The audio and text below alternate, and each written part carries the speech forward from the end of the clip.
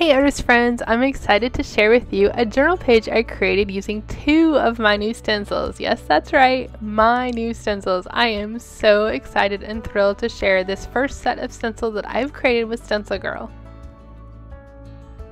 I have several videos showcasing these new stencils, including one where I talk about my thoughts and inspiration behind the stencils that I created, so make sure you check out that playlist below. But let's get back to the art I'm creating on your screen. I gessoed these journal pages first, and then I picked out a bunch of papers. I wasn't sure if I wanted to completely line the pages, but I found a lot of papers that I like, so I decided to just rip them up and kind of patchwork them onto my pages.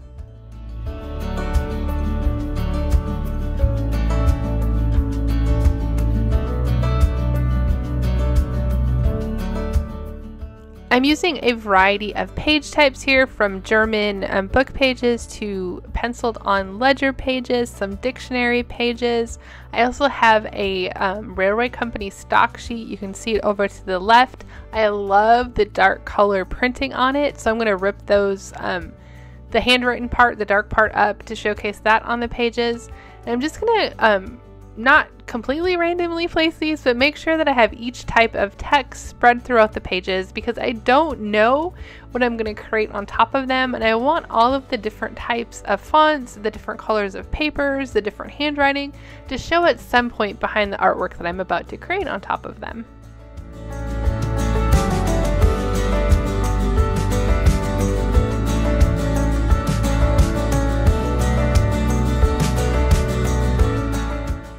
If you're new to my channel or aren't familiar with art journaling and you're just kind of getting started, my preferred method of choice here for adhesive is matte medium. It's a liquid kind of glue, so to speak. In actuality, it's basically clear paint. I use it in the front and the back, and it is archival. It's wonderful. It doesn't stick. A lot of people use some products that are a little bit more sticky, and matte medium is my go-to. Sometimes I also use a glue stick, or if it's a heavier piece of paper, I'll use a heavy medium, a heavy gel medium, which is a thicker version of the matte medium. You know how paint has a liquid version and a thicker version and a fluid version. The medium also has that, where we have the thinner one here that we can use for paper, or a thicker one for thicker things like photographs or cardboard papers.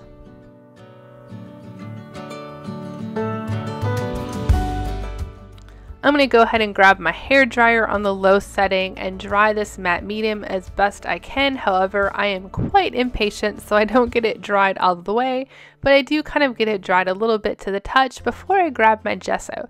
Now, as you look at my page, it's really disjointed. It is definitely a patchwork of papers, and one way that I like to kind of bring all these papers together, make it look a little bit more cohesive, a little bit more intentional, is to add gesso to the edges, different spots on the papers. Maybe I didn't get the paper ripped really well, and there's more of the margin that's showing that I don't like, or there's like some graphics I don't like, or different things I don't like, so I'll use that gesso to kind of smooth out those edges, bring it all together. And in this case, I'm also going to use some Titan Green Pale. It's a heavy body paint, and so it's going to act as another masking agent, but also bring some color into my background. I love how watered down gesso really kind of reacts with old book pages, so I'm also going to water this gesso down quite a bit and put it on top of these book pages in places. These book pages are the background, and I want them to be in the background. So instead of having them really in your face, punching you, and so that they compete with the subjects and the things that I'm going to put, the layers that I'm going to add next, I'm pushing it to the background with some of that Titan Green Pale, the full strength gesso, and the watered down gesso. And again, because I am impatient, I often bring out that hair dryer on the cool setting to dry these initial layers as I'm working on them, because I really want to get into the fun stuff. Now, the backgrounds are fun to me. I really do enjoy creating them, but I am so excited to use my stencils on this journal page, and I'm just itching to get to that point.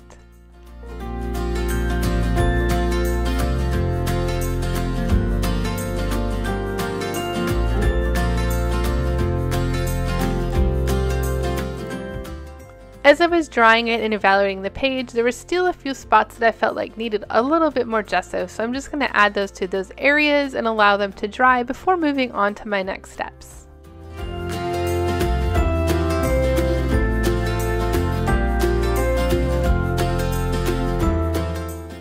kind of have a direction I want to head on these pages, but part of that direction and the way I go is going to depend on the photo I choose. I really enjoy using old vintage black and white or sepia photos on my journal pages, and I'm auditioning a bunch of them here to kind of just see which one I like, how much space it takes up on the page, the colors in it, and how it's looking with the background, if I want it to be vertical or horizontal. So I'm just kind of trying to make a decision, narrow down these photos. I just grabbed a handful of them that I really liked in my stash, and I kind of have it narrowed down to like 3 or 4 that I like, and so I kind of have a direction to go for. As I continue to work, then I can change my mind of those few that I really liked and decide which one I want the most. Now I'm grabbing some walnut ink, and I'm going to add the next layer of color to my pages. Walnut ink is another tool that I use to kind of bring the layers together to allow all of these mishmashed pages to kind of become cohesive, to add some more texture, some more aging to the backgrounds. Lots of times I'll use my paintbrush to purposefully put it down. I'll also splish and splash it all over the page. I just wanted to add some random interest into this background layer to kind of bring another dimension of aging to them and to create some just fun, really. I like the way it splashes around and kind of continues to break this background. I don't always like to use the hairdryer to completely dry the walnut ink, so I'm going to step away for a while and allow it to dry before I begin to apply my first stencil. So this is one of my stencils that I called Bean Toes. If you watch the intro video, you'll understand the inspiration behind it, and I'm not going to talk about it here because I don't want more tears in another video. But I'm using this this stencil to create just some moments of interest in my background. I love how the different shapes of the cat paw prints, if you didn't realize that that's what they were, lend themselves to just creating some texture in the background. I'm wanting these to kind of look a little floral, to look a little soft maybe, to kind of just blend in with what I already have. I'm using this matte acrylic paint from Dick Blick, and the color is called Purple Matter, and it's really kind of a neat color because it can be warm and it can be cool. So it's going to pull in the cool tones of that green and the warmth of that walnut ink that I already have.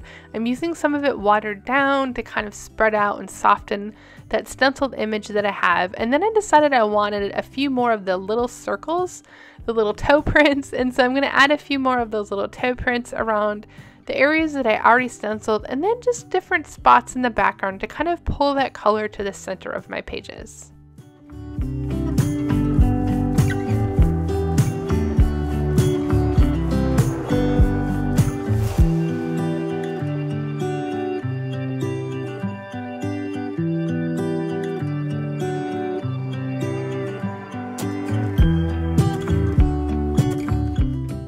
After I kind of scruff up or, what's the right word, distress my stenciling, I like to often also add some water-soluble mark making around it. Lots of times I just circle around them, mark around them with a water-soluble pencil. This time I'm using a Stabilo All in the graphite version just to add another layer of interest. This allows the sometimes I think the stenciled image kind of floats on the page, and I really feel like tracing around them kind of anchors that stencil around a little bit, gives it a little bit more interest. And now I'm pulling out another one of my stencils to use on this page. This is going to be my main kind of focal image besides the photo on my pages, and I'm going to use Payne's Gray and a foam applicator here to stencil these flowers or these triangle leaves onto my page. Now the stems aren't long enough, but I'm going to place them where I want them on the page, and then I'm going to end up extending the stems so that they go all the way down along my page.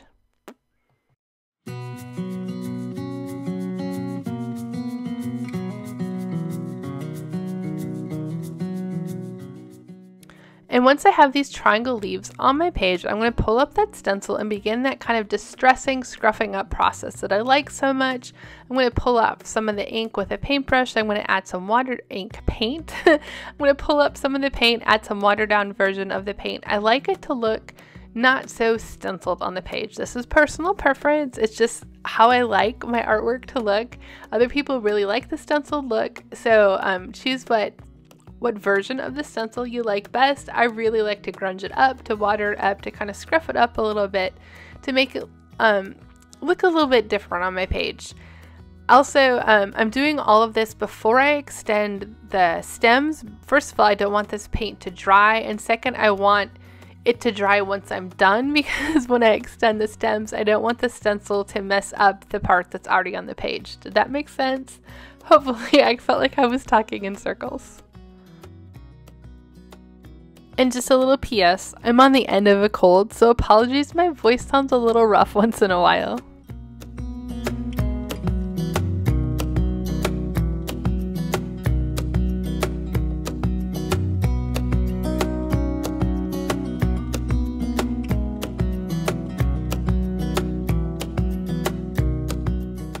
Now once I use that hairdryer to kind of dry those stems a little bit, that I have them scruffed up and distressed, I'm extending them. I just flip that stencil over to extend those stems all the way down to the bottom of my page. I'm going to have to move it a couple times to get them to reach the very bottom, but now I have very long triangle leaves.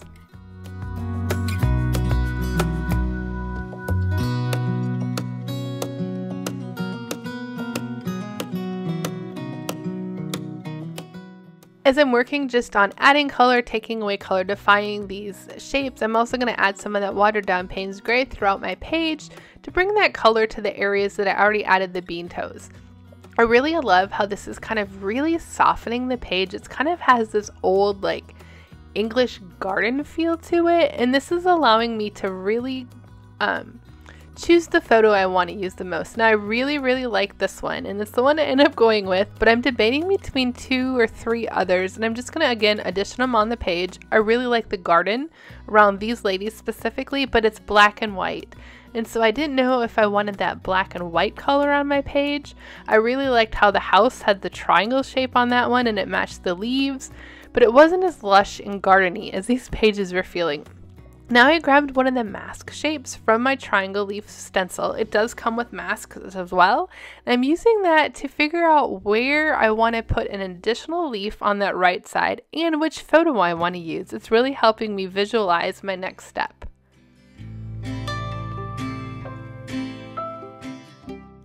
I'm really liking, I think there were 4 ladies and a little girl in that photo with that triangle leaf in front there. I love the garden that surrounds them, and I feel like that's kind of what I created on this page already. So to position my next step, I'm going to use that mask, put it down, put my stencil on top of it, remove it, and now I have exactly where I want to place my next triangle leaf on this page.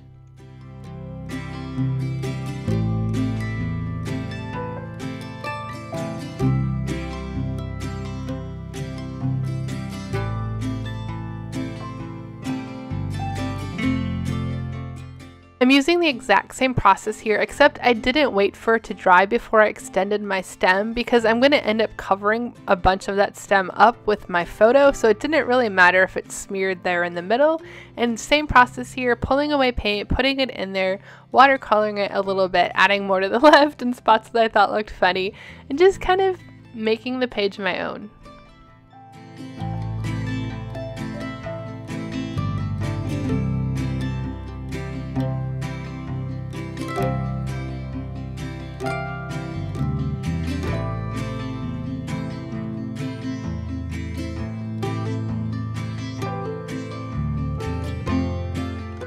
Now it's time to add that photo to the page. I'm kind of positioning it, making it sure it's the one I want, adding that medium to the back, and I'm going to stick it down.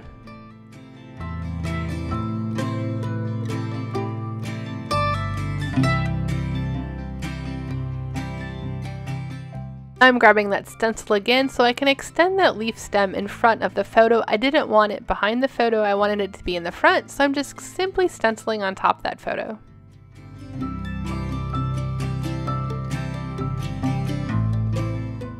Once that stenciling is done, I'm going to play with the Payne's Gray just a little bit more on the page. I'm going to add it to the right a little bit, different spots that I feel like need a little bit more shadow and shading. I really love that lush garden scene that's behind the ladies and how I feel like I really kind of captured that on the page as well.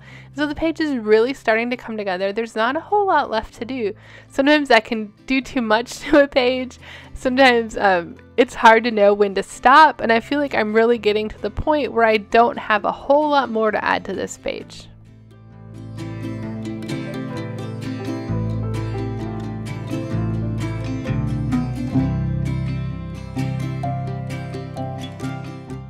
I wanted to top it off with just a fun little saying. It says, "These fond memories," and I think it was perfect for this page. I just love the kind of, it almost has a romantic garden feel to it. The photo, the background.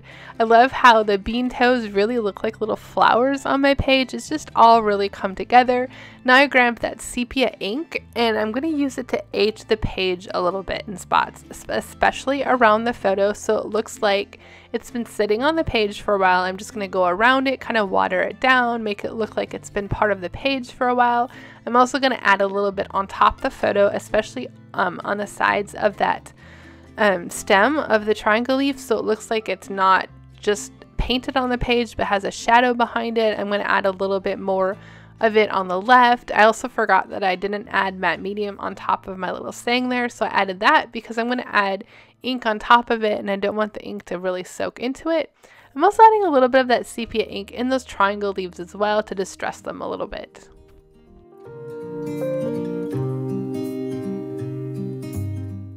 And once I have that sepia ink down in all the perfect spots, I'm going to call the page finished. Thank you so much for watching today. I hope you are as excited as I am about these new stencils that I've created with StencilGirl. Remember, a playlist will be listed below with more videos with my new stencils and an introduction that talks about my inspiration behind them, links to all of the supplies that I'm using, links to the stencils. Everything you need to know will be below in the description box. Thank you again so much for watching, and thank you to StencilGirl for allowing me to design these stencils with them. I hope you have a wonderful day.